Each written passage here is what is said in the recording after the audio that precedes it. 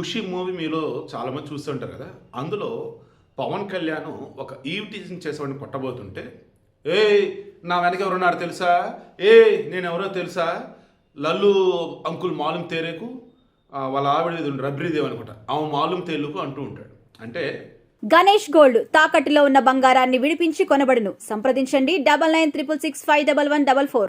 వీళ్ళు ఎవరైనా గానీ తప్పు చేసి, ఎవరైనా బెదిరించాలనుకున్నప్పుడు, మా నాన్న ఎవరో తెలుసా? మా మామ ఎవరో తెలుసా? లైక్ ఇలా బెదిరిస్తారు.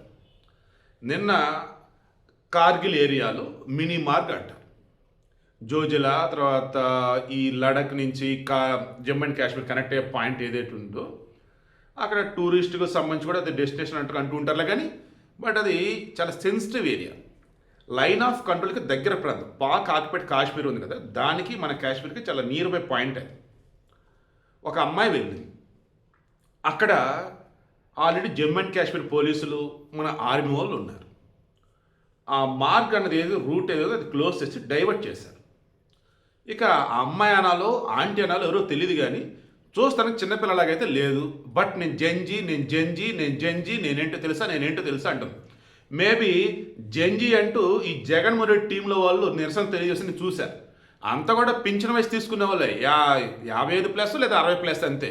వాళ్ళని జంజీ అని చెప్పుకుంటూ ఉన్నారు. దెన్ వాళ్ళని జగన్మోహన్ రెడ్డి గ్యాంగ్ అన్నట్టుగా మన చంద్రబాబు ఒక మాట జగన్ జే వాళ్ళంతా కూడా గంజాయి బ్యాచ్ అన్నట్టు సంథింగ్ చెప్పుకొచ్చారు. అంటే జంజీ అంటే భయపడాలి మీరు, జంజీ అంటే యువత అని మీరు ఫిక్స్ అయిపోవాలంటూ, మేము ఎవరైనా సరే జంజీ పదం వాడితే ఇంక అంతే మీరు షేక్ అయిపోవాలన్నట్టుగా కొంతమంది బిహేవ్ చేస్తూ ఉన్నారు. జనరల్గా ఈ జంజీ అంటే ఎవరు? 1997 నుంచి 2012 మధ్య పుట్టినోళ్ళు, 2010 మధ్య పుట్టినోళ్ళు అంటూ ఉంటారు. Generation Z. వాళ్ళల్లో మొన్న కాక్రోచ్ జనతా పార్టీకి సంబంధించి మన ఢిల్లీలో జంతర్ మంతర్ ఉద్యమం చేసినప్పుడు ఎవరైతే వచ్చినారో మొత్తం వీళ్ళే అంటారు. మీరు అబ్జర్వ్ చేయండి, మరలా అందులో కూడా ప్రకాష్ రాజ్ జంజీయా, సోనం వాంగ్చుక్ జంజీయా? చెప్పండి, మీరు చెప్పండి. అబ్ నామ్ తేరే అల్లాక సమీరో పెద్ద ఎవరో పాట పాడింది, ఆమె జంజీయా? ఇలా చెప్తూ పోతే హిందువుల మీద విషం జిమ్మినోళ్ళు, రాముడి మీద విషం జిమ్మినోళ్ళు, బీజేపీ మీద విషం జిమ్మినోళ్ళు, ఆర్ఎస్ఎస్ మీద విషం జిమ్మినోళ్ళు ఆ రోజు ఆ నిరసనలో పాల్గొన్నారు. నీట్కి సంబంధించి మాట్లాడండ్రా అంటే ఎవరు మాట్లాడింది లేదు. అప్పుడు నీట్ ఎగ్జామ్ రాసినట్టు ఒక కుర్రోడల అమ్మ అక్కడ ఉన్న వాళ్ళ మీద ఇంకు చల్లేసింది. ఈ అభిజిత్ దీప్కే గాడు ఇంకొకరి మీద ఇంకు చల్లింది. ఎందుకు? వీళ్ళు నిరసన తెలియజేస్తున్నారు, నా పిల్లాడు ఎగ్జామ్ రాశాడు, రెండోసారి కూడా పెడతాం వల్ల ప్రాబ్లం అయిపోయింది, సో ఆ ఎగ్జామ్ క్యాన్సిల్ చేపిస్తానని చెప్పేసి నేను రోజు ఏడకు వస్తున్నాను, కానీ అది తప్ప మిగతా అవన్నీ మాట్లాడుతున్నారు. అదేమంటే జంజీ అంటున్నారు. ఏంటి జంజీ అని గట్టిగా మాట్లాడు. ఇప్పుడు ఈమె టాపిక్ వద్దాం. ఎవరు అనుకున్నారు నన్ను? నేను జంజీ, మేము ట్యాక్సులు కడుతున్నాం. ఏం ట్యాక్స్ కడుతుంది? జంజీ అంటుంది అంటే యూత్ అన్నట్టు. ఉద్యోగం వచ్చేసింది, ఆల్రెడీ వచ్చింది అనుకుందాం. ఎంత ట్యాక్స్ కట్టిద్ది?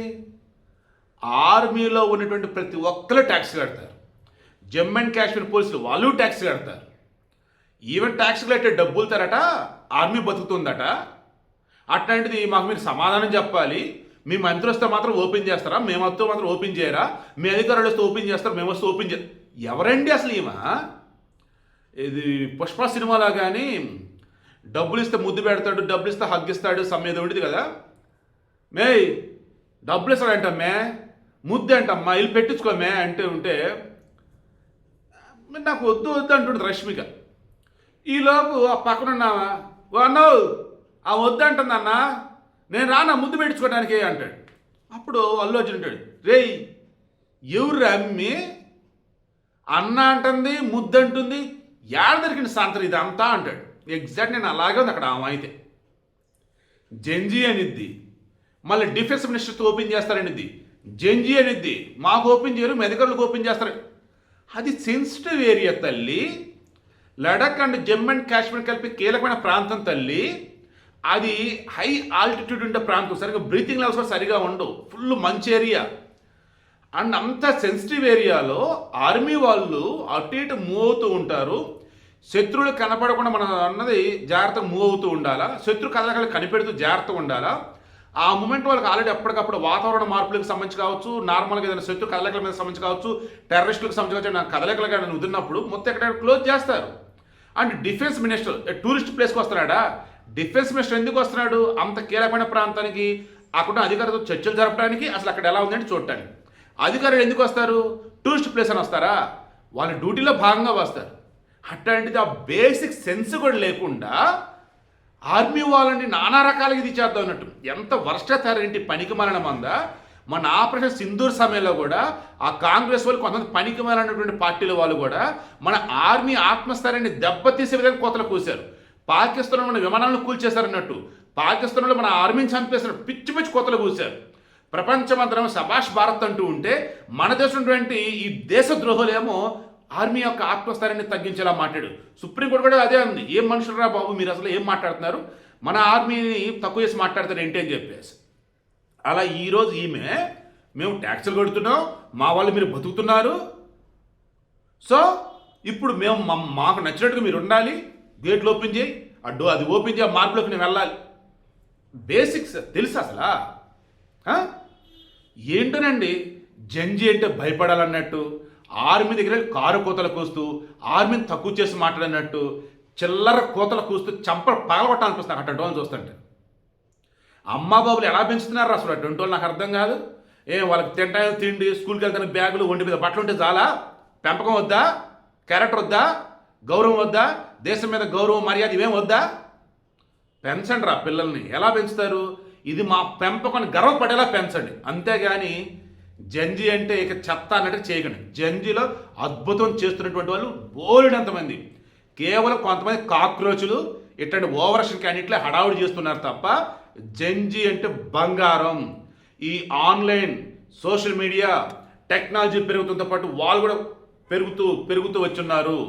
సో అభివృద్ధి అన్నది వాళ్ళతో పాటు పెరుగుతూనే ఉంది. అంటూ వాళ్ళు ఏంటి అద్భుతాలు చేస్తారు. మొన్న కాక్రోచ్ జనతా పార్టీ గ్యాంగ్ లాగా, ఈ నోరేసుకొని పడిపోయినట్టు ఈమెలాగా వరస్ట్గా బిహేవ్ చేయరు. జంజీ అంటే బంగారం. బట్ ఆ పేరు చెప్పుకున్న హడావుడి చేస్తున్నారో. ఒమర్ అబ్దుల్లా అన్నాడు, జమ్మూ అండ్ కాశ్మీర్ ముఖ్యమంత్రి, ఒకప్పుడు మా నాన్నవారు తెలుసా, మా తాతడు తెలుసా, బిల్డప్లు ఇస్తూ ఉండేవాళ్ళరా బాబు, ఇప్పుడు మేము జంజీ అంటున్నారు, అంటే జంజీ అంటే భయపడాలా? జంజీ పేరుతో భయపెడుతున్నారా? మీరు అసలు ఏం చేస్తున్నారు తెలుస్తుందా మీకు అని చెప్పేస్తున్నాడు. నేను కూడా అదే క్వశ్చన్ చేస్తున్నా, మీరేం చేస్తున్నారో తెలుస్తుందా? ఎవరి మీద మీరు ఆ రకంగా వెళ్ళి గొడవ పడుతున్నా మీకు తెలుస్తుందా? ఈమెంటి టార్గెట్ ఆర్మీ మీద విరుచుకుపడాలని. బట్ అక్కడ ఆ రోజు డ్యూటీలో ఉన్నారు జమ్మూ అండ్ కాశ్మీర్ పోలీసులు. ఇక అన్నింటి నుంచి ఒక ముఖ చెప్పి క్లోజ్ చేస్తానబ్బా.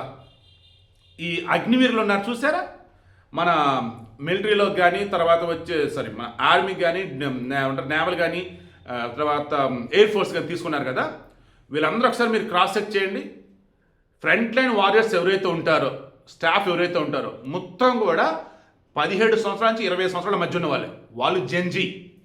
మన మొత్తం మిలిటరీలో మోర్ దాన్ 45-50% 17 to 25 years మధ్య ఉన్న వాళ్ళే ఉంటారు, వాళ్ళు జంజీ.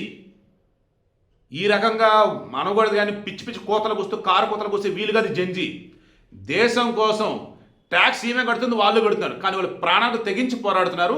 వాళ్ళ వల్ల మనం ఈరోజు శ్వాస తీసుకుంటూ ఉన్నాం స్వేచ్ఛగా. జంజీ అంటే అది. పిచ్చి కోతలు కూస్తూ జంజీ అంటూ గంజాయి బ్యాచ్ లాగా మీద పడిపోవటమో ఓవరాక్షన్ చేయటమో కాదు.